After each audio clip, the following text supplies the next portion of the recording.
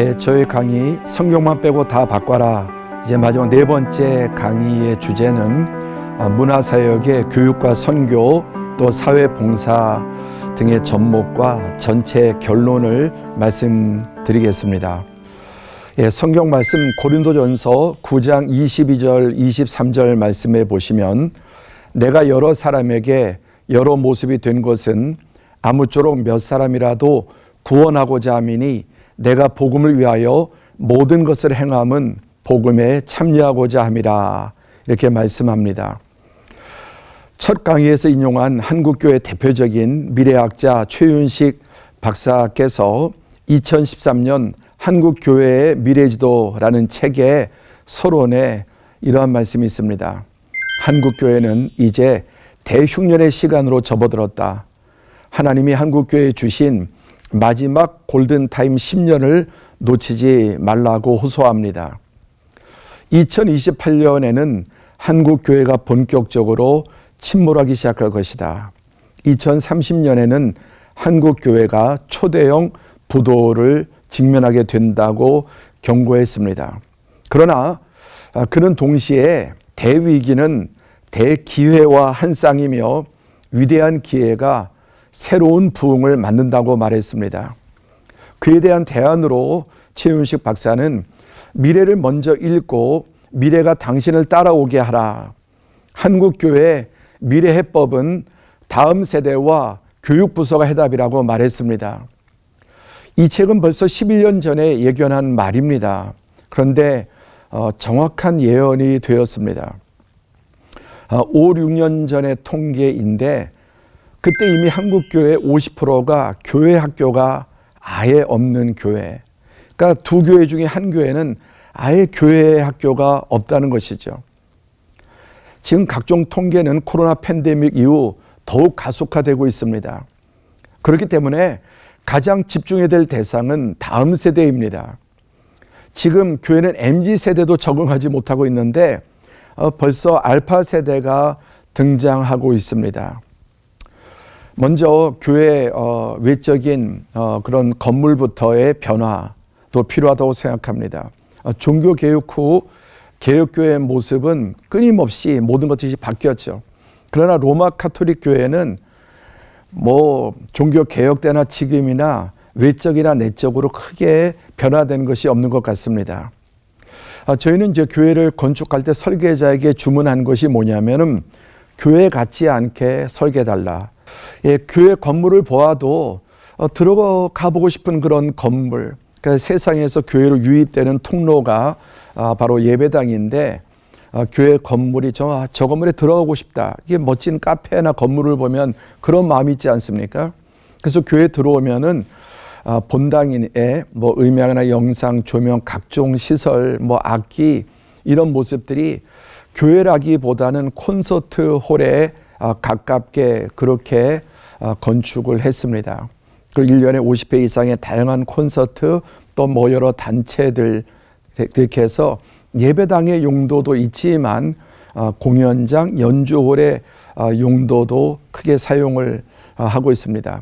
그리고 다음 세대들이 교회에 머물고 싶고 교회에서 마음껏 뛰놀 수 있도록 또 여러 교회 시설들 또 체육관 이런 부분들을 이렇게 교회에서 준비했습니다. 여러 이제 사진과 이런 자료들을 또 통해서 보시는 것처럼 좀 젊은 세대들이 또 아이들이 교회에 계속 머물고 또 있을 수 있도록 또 편하도록 그렇게 노력하고 있습니다. 그래서 1강에서 말씀드린 것처럼 가장 이 교회 전도왕이 바로 교회 건물이다. 또 지역에서도 랜드마크가 되고 또 이 건물을 한국교회와 여러 교회 선교단체, 지역사회에 적극적으로 끊임없이 개방하고 있습니다. 그래서 이 안에서 예배는 말할 것도 없고 전통 클래식, 오케스트라, 독주의 재즈, CCM 또 여러 팀들 또 사역자들의 공연, 연극, 오페라, 뮤지컬 또 미술 전시 또 선교단체 정기적인 예배와 모임 또 각종 대학생 단체 또 여러 연합 집회, 해외 다양한 공연 등 또 많은 예배팀을 초청해서 또 공연하고 예배하고 적극적으로 지원함으로 기독교 문화의 작은 허브의 역할을 감당하려고 애쓰고 있습니다.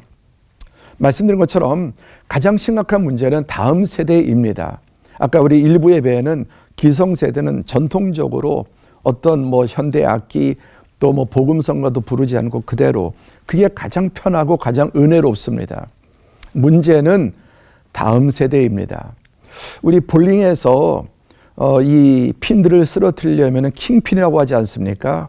제일 앞에 있는 킹핀 그리고 1번과 2번 사이를 정확하게 맞출 때 모든 핀들을 쓰러뜨릴 수 있게 됩니다.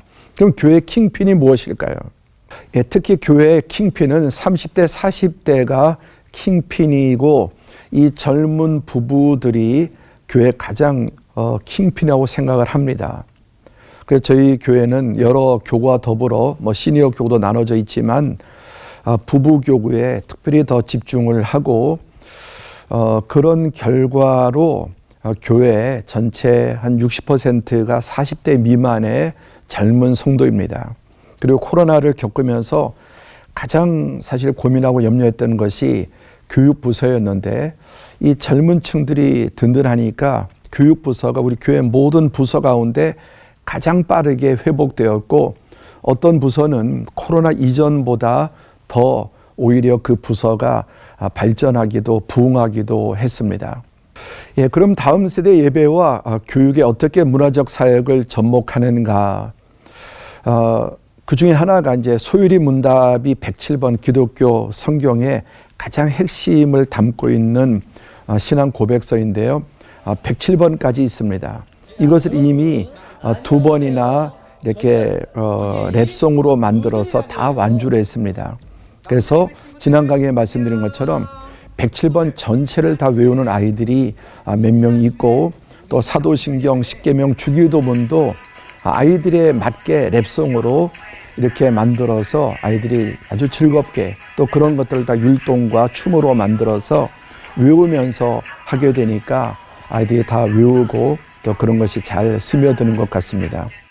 그리고 예배에 있어서 당연히 이제 부서별로 예배도 집중하고 있지만 좀 저희 특징 중에 하나는 3대가 연합으로 예배를 드림으로 세대 간의 단절을 극복하고 또 신앙의 전수를 위해서 중요한 절기나 또 부흥회 또 여러 행사들에 3대가 함께 할아버지 할머니 아빠 엄마 손자 손녀 이 3대가 함께 예배드리는 일을 힘쓰고 있습니다.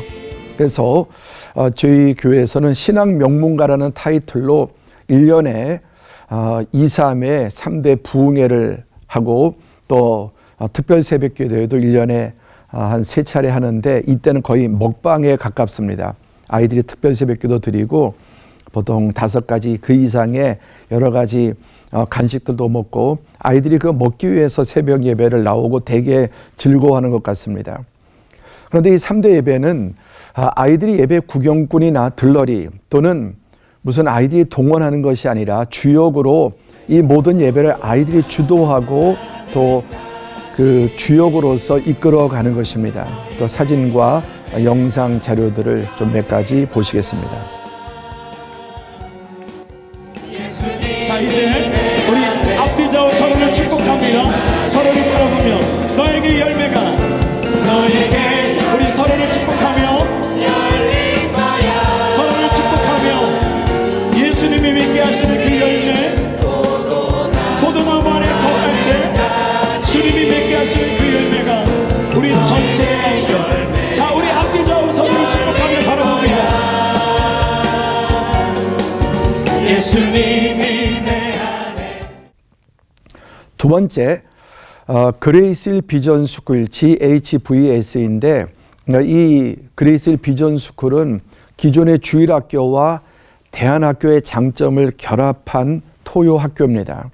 매주 토요일 날 5시간 동안 아이들의 비전, 성품, 그리고 실력, 달란트 이 4가지를 핵심으로 하고 있는데 주일날 예배 시간 대부분 교회가 전체 다 합쳐서도 1시간 반, 일주일에 교회에서 아이들이 머무는 예배가 1시간 반에 불과합니다. 그런데 이 비전 스쿨을 만들고 토요일 날 5시간 동안 교육을 합니다.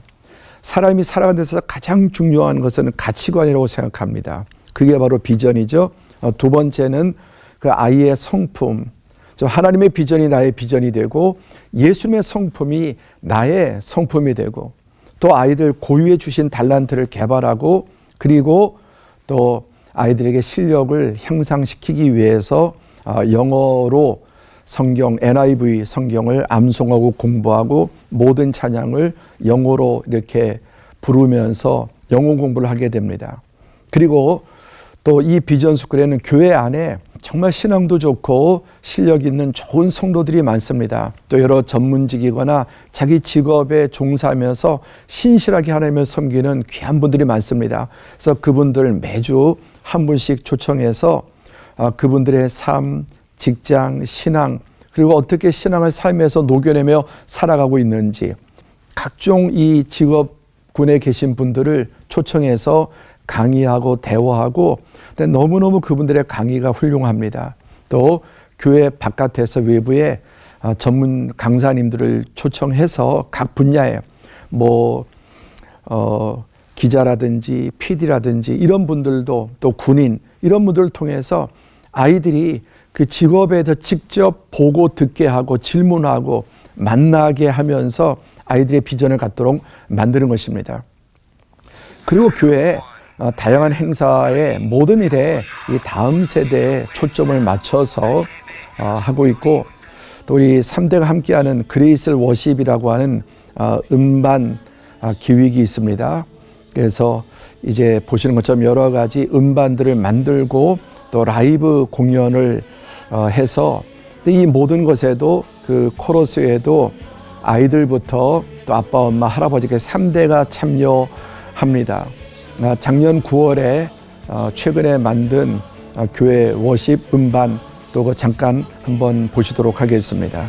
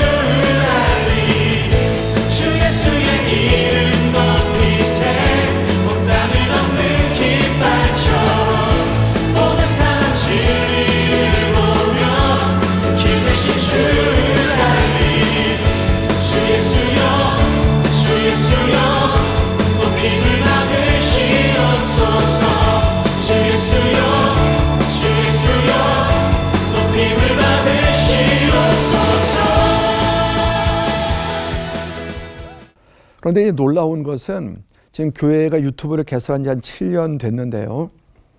7년 동안 올라갔던 모든 그 소스 가운데 지난 9월에 만든 그 라이브 음반 영상이 한 달 동안 조회수가 가장 많았습니다.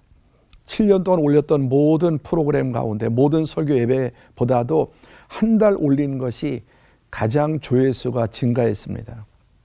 근데 누가 그 유튜브를 보게 될까요? 당연히 젊은 세대입니다.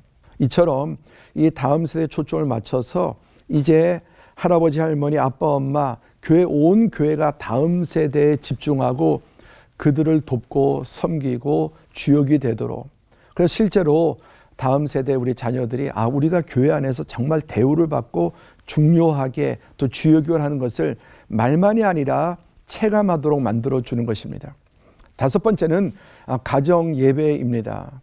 해마다 가정 예배 페스티벌을 열어서 이제 가정 예배에 대해서 교육하고 또 매주 가정 예배 순서지를 만들어서 또 보내주고 지속적으로 이것이 가정 예배가 가능하도록 또 하다 보면 조금 약해지죠.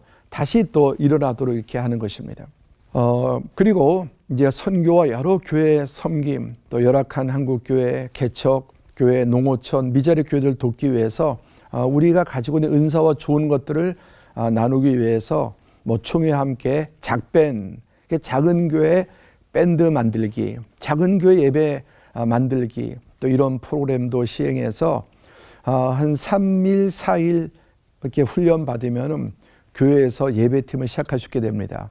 그 예배팀의 멤버는 작은 교회든 젊은 사람들이 많지 않으니까 주일학생도 있고 학생, 청년, 심지어 권사님, 안수 집사님도 오셔서 같이 이렇게 해서 그렇게 한 3, 4일 훈련 받으면 교회에서 이제 당장 워십팀이 시작할 수 있습니다. 하면서 점점 늘어나게 되겠죠. 일단 많은 교회들이 이미 하고 있지만 또 이제 아카데미, 또 워십팀, 국악팀, 뭐 태권도, 또 브라스, 또 MK, 봉사팀, 음향, 영상, 조명, 이 교회 공연팀과 사역자들, 여러 선교팀들이 함께 선교 나갈 때에도 한 개인이 강사만 가는 게 아니라 저희 교회 팀으로 30명, 50명, 많을 때는 뭐 그 이상 간 때도 있습니다. 예, 저희들은 10년 전부터 선교 현지에 목회자, 젊은이, 또 학생들을 초청해서 특별히 그들 가운데 예배 인도자, 또 연주자, 방송, 미디어, 조명, 음향, 영상 이런 것을 담당할 학생들, 청년들을 한국에 초청해서 한국의 여러 교회 견학도 하고 방송국이나 또 교회 방송시설들 이렇게 보도록 하고 또 한국교회 이런 예배들을 보게 합니다. 그리고 실제 세미나를 열어서 각 분야의 전문가들 강사로 모시고 한 주간 동안 그들이 전문적인 문화사역에 또 실제 기술들과 달란트들을 배우도록 합니다. 한국과 그런 격차가 많이 있지 않습니까? 이런 분들이 현지에 돌아가서 교회를 섬길 때 그곳에서는 가장 앞서가는 문화사역을 하게 됩니다. 지금까지 한 200명 넘게 이런 젊은이들 학생들을 초청해서 연수했는데 정말 그들이 돌아가서 그 선교지에서 교회 부흥에 정말 괄목할 만한 변화들을 일으키고 있는 것을 보게 됩니다. 그러니까 뭐 목사님이라든지 신학생들도 물론 중요하지만 이 빠른 변화의 시대 가운데 이 전문적인 교회 안에 이 예배와 또 찬양과 또 여러 가지 이 시대에 필요한 것들을 섬길 스텝들을 양육하는 게 너무너무 중요합니다. 그리고 더불어서 지금 한국 교회 안에 교역자들 가운데서도 사역자 또 전문적인 어떤 은사를 가진 분들을 키워야 합니다. 사실 신학교에서는 그런 일들을 하기가 쉽지 않지만 교회 안에서 목회자 가운데 젊은 교역자 가운데 이 부분에 집중할 수 있도록 작년에 저와 함께 이제 동역했던 그 전사님 가운데 아주 그 영상과 유튜브에 뛰어난 전사님 계셔요. 그래서 제가 그분에게 교회를 다른 교회로 옮기게 되었는데 교회 사역은 조그만 한 부서만 하고 유튜브 사역을 좀 했으면 좋겠다. 계속해서 그렇게 말하고 있습니다. 왜냐하면 그것이 너무너무 전도나 다음 세대에 소통하는 것에 중요하기 때문에 교회 실제 현장의 경험은 있어야 되지만 현장은 30%만 하고 70%를 이런 여러 가지 사역을 하도록 뭐 SNS, 유튜브 또 요즘에는 뭐 메타버스까지 아이들이 모바일 원주민이라고 하지 않습니까? 뭐 손에 쥐고 태어난 걸 넘어서 지난번 강의 말씀 것처럼 입에 아이들이 뭐 스마트폰을 물고 태어난다고 말할 정도로 뭐 광범위하게 아이들에게 익숙해져 있습니다. 루소는 그의 명저 에밀이라고 하는 책의 첫머리에 창조주의 손에서 나올 때는 모든 것이 선하였는데 사람의 손에 들어오자 모든 것이 악하게 되었다고 말했습니다. 유발 하라리는 기술의 이야기는 절반에 불과하다. 마침내 사람들이 기술로 무엇을 할 것인가에 따라 모든 것이 결정된다고 말했습니다. 그의 이 말은 정확한 사실입니다. 제 2강에서 집어등과 낚시바늘의 관계를 말씀드린 적이 있습니다. 칠흑 같은 바다에 어디에 그물을 던져야 어디에 낚시를 해야 될지 어떻게 알겠습니까? 그런데 집어등을 환하게 켜놓으면 수많은 물고기들이 배 주위로 몰려옵니다. 그때 그물을 던지고 또 그때 낚시를 가지고 바늘로 이렇게 물고기들을 낚아 올리는 것입니다. 그래서 여기서 집어등은 비본질이라면 결국 물고기를 잡는 것은 그물이나 낚시 바늘이 되지 않겠습니까? 예, 성경은 낚시 바늘이고 예배와 복음이 그 핵심이라면은 그렇게 올 수 있도록 수많은 영혼들이 또 다음 세대의 교회에 올 수 있도록 그들이 원하고 좋아하는 것들, 그들의 언어로 다가서야 되고 또 올 수 있도록 오라가 아니라 오고 싶은 교회가 되도록 만들어야 되지 않겠습니까? 이제 대안으로서 저는 송곳의 원리를 말씀드리고 싶습니다. 자, 첫째, 이 송곳은 뾰족한 끝이 제일 중요합니다. 여기에 이미지에서 보시는 것처럼 송곳 끝이 뭉툭하면은 송곳의 역할을 감당할 수 없죠. 끝이 극히 뾰족할수록 바늘끝처럼 한 곳에 집중하는 것이죠. 그래야 돌파구가 되고 뚫고 들어갈 수 있습니다. 두 번째, 아무리 끝이 뾰족해도 바늘로 여러분 아주 강한 것을 뚫기 어렵습니다. 둘째는 이 송곳의 자루가 중요합니다. 이 바늘도 골무를 쓰지 않습니까? 그냥 맨손으로는 바늘을 이렇게 두꺼운 섬유에는 이렇게 바느질할 수 없기 때문에 마찬가지로 정확한 송곳 끝, 예리하고 또 날카로운 송곳 끝이 중요하지만 그것에 힘을 줄 수 있는 송곳의 자루도 대단히 중요합니다.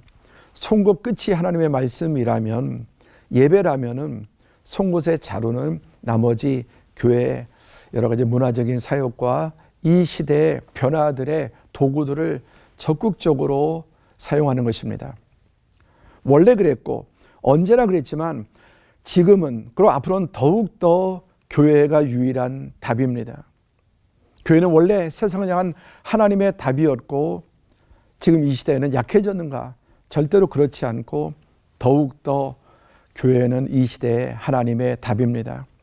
건강한 교회, 진리의 말씀을 굳게 붙잡고 본질은 사소하고 본질의 모든 것들은 탈피하고 사장시키고 하나님이 주신 지혜와 이 시대의 모든 도구들을 우리가 잘 활용해서 나아갈 때 그 송곳의 원리처럼 이 시대를 얼마든지 뚫고 하나님의 교회는 주님의 목적과 사명을 감당하게 될 줄로 믿습니다.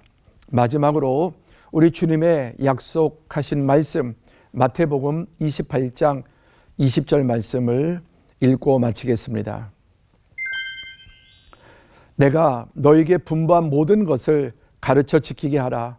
볼지어다 내가 세상 끝날까지 너희와 항상 함께 있으리라 하시니라. 아멘.